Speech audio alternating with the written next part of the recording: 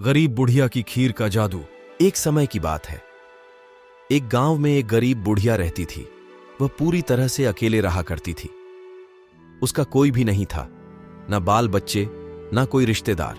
सुबह शाम लोगों के छोटे मोटे काम किया करती थी, जिसके बदले लोग उसको पैसे, अनाज या खाने पीने का सामान दे दिया करते थे, जिसको खा पी कर वह अपना जीवन बिताया करती थी। वह अपने जीवन में पूरी तरह से संतुष्ट थी। उसे भगवान से किसी प्रकार का कोई गिला भी नहीं था। दूसरों के सामान के कारण बुढ़िया का घर पूरी तरह से सामानों से भरा हुआ था। एक बार की बात है, वे अपने घर को खोलकर घर के सामान को धूप दिखा रही थी। उस समय वहां से दो चोर जा रहे थे। जब उन्होंने देखा कि बुढ़िया के घर में तरह तरह का सामान भरा हुआ है, तो उन्हें बड़ा लालच आया और वे सोचने लगे कि इस घर में तो बुढ़िया अकेली रहती है, क्यों ना हम आकर इसके घर को ही साफ कर दें। माना कि सामान पुराना है, लेकिन कुछ तो पैसा मिलेगा और ये बुढ़िया अकेली हमारा कुछ बिगाड़ भी नहीं पाएगी। चोरों ने बुढ़िया के घर को अच्छी तरह से देख लिया और समझ लिया कि उन्हें किस तरह से बुढ़िया के घर की सफाई करनी है। उसके बाद चोर अपने घर वापस चले गए। बुढ़िया बेचारी को सपने में भी यह ख्याल नहीं आया कि उसके घर में भी कभी चोरी हो सकती है, क्योंकि उसके घर में तो खुद के उसके कपड़े तक उसके नहीं थे। सब कुछ गांव वाले उसे दिया करते थे, जो वह अपने घर में रख लेती थी।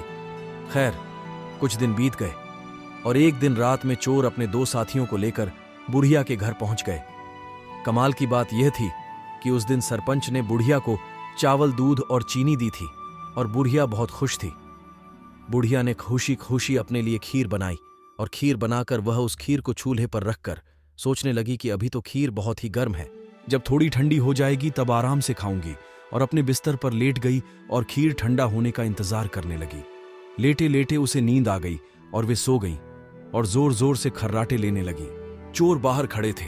बुढ़िया के खर्राटे की आवाज सुनते ही उन्होंने सोचा कि चलो, अब रास्ता साफ हो गया और अब हम आराम से बुढ़िया का घर साफ कर सकते हैं। वह सब जल्दी जल्दी आकर बुढ़िया के घर में सामान तलाशने लगे। परंतु कमाल की बात यह थी कि उन्होंने जो देखा था वह बिल्कुल गलत था। बुढ़िया का घर तो सामान से भरा हुआ था, किंतु एक भी सामान साबुत नहीं था। हर सामान टूटा फूटा, पुराना और खराब था। ये चोर बड़े दुखी हुए और बुढ़िया को बहुत गालियां देने लगे। वह बोले, देखो कितनी दुष्ट बुढ़िया है, आराम से सो रही है और हम बेचारे इतनी मेहनत कर रहे हैं। तभी दूसरे चोर की नजर चूल्हे पर रखी खीर पर पड़ी। गरम गरम खीर को देखकर चोर ने कहा, चलो, बुढ़िया के घर कुछ और नहीं मिला तो कम से कम खीर तो है। और वह उसको खाने लगे। जब वह खीर खाकर जाने लगे तो उन्होंने थोड़ी सी खीर बुढ़िया के लिए छोड़ दी, किंतु जब उन्होंने बुढ़िया की तरफ देखा तो उसका हाथ खुला हुआ था, जैसे वह कुछ मांग रही हो। साथ ही उसका मुंह भी खुला हुआ था, जिसे देखकर चोरों ने सोचा कि बेचारी बुढ़िया लोगों से मांग मांग कर अपना जीवन बिता रही है। लगता है बहुत थक गई है और खाने के लिए खीर मांग रही है। आखिर उम्र में है तो हमारी मां के ही बराबर। और बिना कुछ सोचे समझे गरम गरम खीर बुढ़िया के मुंह में डाल दी। गरम गरम खीर मुंह में पड़ते ही बुढ़िया जोर से चिल्लाई, हाय दैया, मार डाला, मार डाला, मार डाला। बुढ़िया की चीख सुनते ही चोर डर के जल्दी जल्दी छुपने लगे। जिसने मुंह में खीर डाली थी वह ऊपर जाकर छिप गया, एक चारपाई के नीचे और एक चारपाई के दाएं। बुढ़िया की चीख सुनते ही गांव वाले बुढ़िया के घर आ गए और पूछने लगे, क्या हुआ मां? बुढ़िया बोली, मुझे क्या पता, ऊपर वाला जाने। यह सुनते ही ऊपर छिपा हुआ चोर बोला, अरे भला मैं क्यों जानूं, तुम्हारी चारपाई के नीचे छिपा चोर ना जाने। यह सुनते ही चारपाई के नीचे वाला चोर बोला, मैं ही क्यों जानूं, चारपाई के दाएं छुपा चोर क्यों ना जाने। और इस तरह से तीनों चोरों ने खुद ही अपना पता गांव वालों को बता दिया और फिर गांव वालों ने उन्हें पकड़कर खूब पिटाई करी और वापस भेज दिया।